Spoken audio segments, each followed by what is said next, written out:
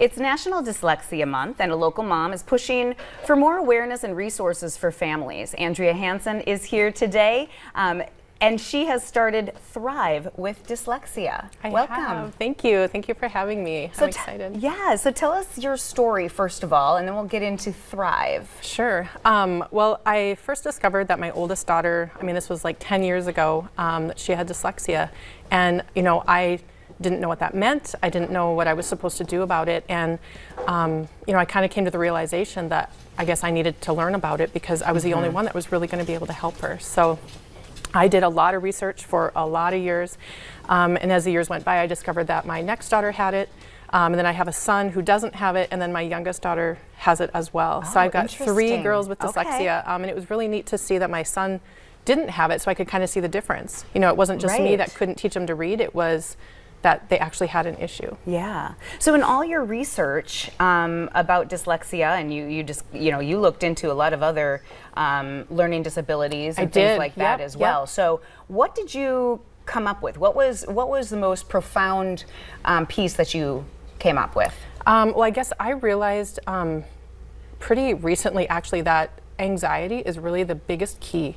I feel like it makes such a difference when a child who has anxiety, they can't learn when they have the anxiety, it's like an anxiety attack almost for them.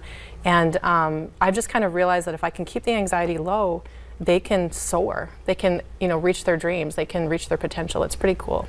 We were talking about this beforehand, and we were talking, of course, about staying calm. Yep. Calm, cool, and collected, right? And that's what you really need. And you so do, to keep that anxiety level down. And I asked you, are you just normally this calm person, compassionate person? And you say, yes. Yes. I really am pretty calm really all the time. I know I've had people comment that you're just so calm. And it's just part of my personality. So I think it's just made me really good at what I'm doing right now. Right. And you have a little a workbook here as well. So Adapt Your Life for Dyslexia and Other Learning Differences. It's a guided workbook for parents. And it starts out with questions to ask so you can really get to know your child.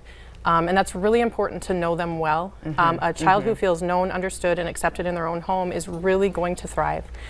So that's the first piece. And there's other pieces about changing your home, designing their bedroom, getting them out there into life so they can feel better about new experiences, intentionally teaching life skills, and then tackling that anxiety. That's what's in this book. And this is all part of Thrive. This is, yep. I wrote this book, and this is exactly what I have done in my home, and so I know it works. You know it works. That's fantastic. And that's why it's wonderful that you've created this and that you can share this with other parents going through the same things. And not just dyslexia, it's other learning disabilities as well, which is why in our intro I really was stating that this could help all of us with children and as we're raising them and going through school and things like that. So, but let's talk about that low anxiety home environment. Okay.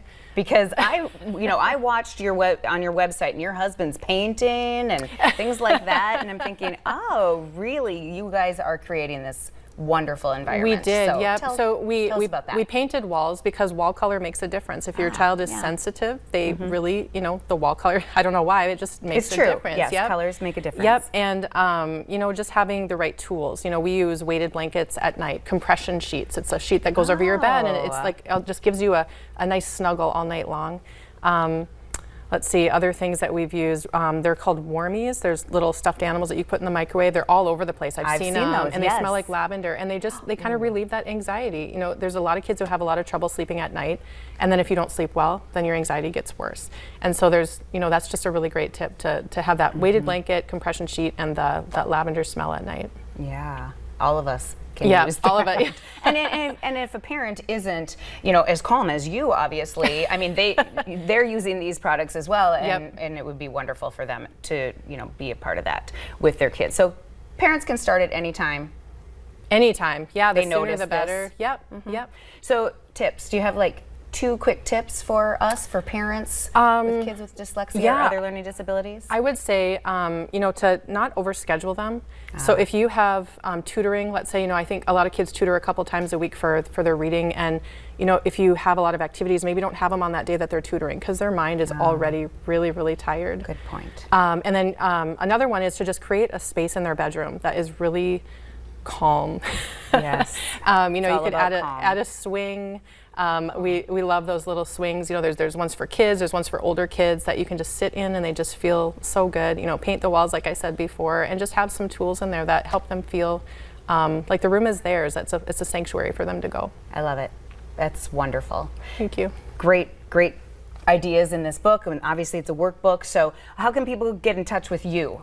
You can go to my website, thrivewithdyslexia.com. We have my book on there. I have a film on there that we just filmed this summer, and you can reach me at Andrea at thrivewithdyslexia.com. Awesome. Thank you so very much. Thank you. Coming up on today's show, it is the month of all things spooky, and Bonanzaville is bringing in a paranormal expert to investigate the Pioneer Village.